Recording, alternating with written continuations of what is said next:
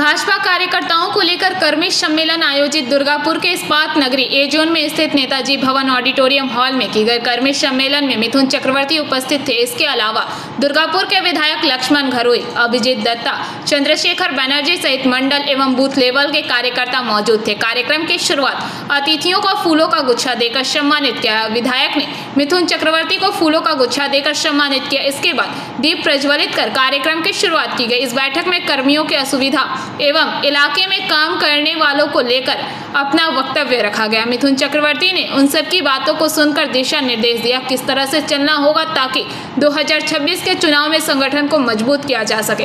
कार्यक्रम समाप्त होने के बाद मिथुन चक्रवर्ती ने मीडिया के समक्ष बोलते हुए कहा कि हिंदुत्व बोलून सनातनित्व बोलून যাই বলুন আমি বলছি সনাতনী আমাদের উৎস সেই জন্য বলছি যে গর্ব से कहो हम सनातनी। বলছি বিষ্ণুদা নবান্ন অভিযানে বেছে বেছে বিজেপি নেতাদেরকে পুলিশ তলব করছে। সজল ঘোষকে অর্জুন সিংকে ডেকে পাঠিয়েছে, কিন্তু এরা অনুব্রত মণ্ডলের বেলা এত নিশ্চুপ কেন পুলিশ? এটা তো আপনাদের থেকে ভালো কেউ জানে না, আমাকে জিজ্ঞেস করছেন কেন? যতদিন এই রাজ্য থাকবে এটাই হবে, এই রাজ্যকে বদলাতে হবেই, এই সরকারকে বদলাতে হবেই, তবেই আপনারা দেখতে পাবেন what is democracy is all about. দাদা রাজপ্রশ্ন বলছি আজকে বাঁকুড়ার কর্মীদের সঙ্গে বৈঠক করছেন, কার্যকর্তাদের সঙ্গে বৈঠক করছেন, কি উঠে আসছে? বিজেপি কি বুথগতভাবে যথেষ্ট শক্তিশালী তৃণমূল কংগ্রেসের সঙ্গে লড়াই করার জন্য? দেখুন লড়াই তো করতেই হবে। ওরা কোনো বুথ নিয়ে লড়াই করে না, ওরা শক্তি নিয়ে লড়াই করে। ওরা বলে তোকে বসতে দেবো না, তোকে ভোট করতে দেবো না, এটা তো সেটা সেই ব্যাপার নয়। না, কিন্তু 26-এর আগে আপনার স্ট্রেংথ কি রয়েছে যথেষ্ট তৃণমূলের সঙ্গে লড়াই করার? সেটা দেখতে পাবেন এবারে। দাদা বাঁকুড়া সোনামুখীতে তৃণমূল নেতা আজকে খুন হয়েছে। এই যে রোজ রোজ খুন হচ্ছে, শাসক দলের নিজেদের দিকে আঙুল উঠছে। 26-এর আগে কি এটা দলের মানে ওদের রক্তক্ষরণে এটা কি আপনার কোনো সুবিধা হবে?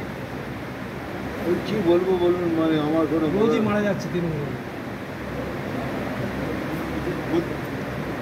খুবই দুঃখের বিষয়, কিন্তু কিছু বলতে পারছি না এখন। বলার ইচ্ছে কিন্তু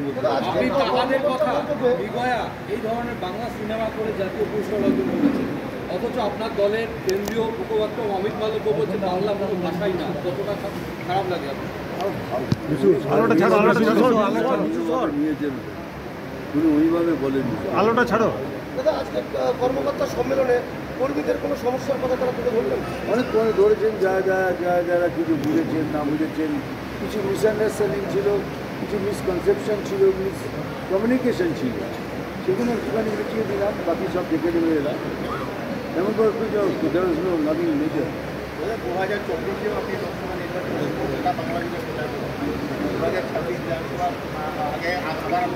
আগেও প্রচার করেছি, এবার আমি কার্যকর্তা মিটিং করছি, তো মধ্যে অনেক তফাৎ আছে।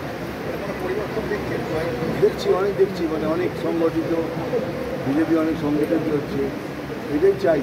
আমরা লড়বো, আমি লড়ে হারার লোক, আমি এমনি হারার লোক নয় যে আমাকে মারলেন আমি পড়ে গেলাম, আমি ঠিক 9 গোনার আগে আবার উঠে পড়বো। মিঠুন চক্রবর্তীকে কি নির্বাচনের প্রতিদ্বন্দ্বিতা করতে দেখা যেতে পারে? আমি সেটা আমার পার্টির মধ্যে, আপনার ইচ্ছা? আমাদের পার্টির ডিফারেন্ট থিং। মুখ্য সচিবকে তলব করেছে জাতীয় নির্বাচন কমিশন, কি বলবেন? এগুলো ভাই তুমি যেগুলো জিজ্ঞেস করছো ওটা সংবিধান সম্বন্ধে এত নলেজ আমার নেই। দাদা, একটা শেষ প্রশ্ন করি, মিঠুন চক্রবর্তীকে রাজ্য বিজেপির এবারে 2026-এর বিধানসভা নির্বাচনে আগামী মুখ্যমন্ত্রীর মুখ। আচ্ছা, একটা কথা বলুন, আপনারা কি বিজেপিকে চেনেন না? 21টা রাজ্য চালাচ্ছে বিজেপি কোনোদিন কাউকে বলেন আমাদের একটাই মুখ, সেটা হলো মোদিজি। নরেন্দ্রজি মোদিজি হলো বিজেপির মুখ, আর পদ্মফুল হলো আমাদের সাইন। এছাড়া আমাদের কোনো মুখ নেই।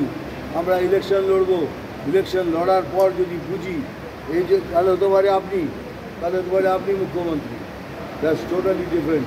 এটাই বিজেপি পার্টি। তৃণমূল বাংলা বাঙালির কথা বলছে, মিঠুন চক্রবর্তী তো বাঙালি। কোনো ভাই এর কোনো ভিত্তিই নেই, কোনো ভিত্তিই নেই এর উপরে। কী করে বলছেন?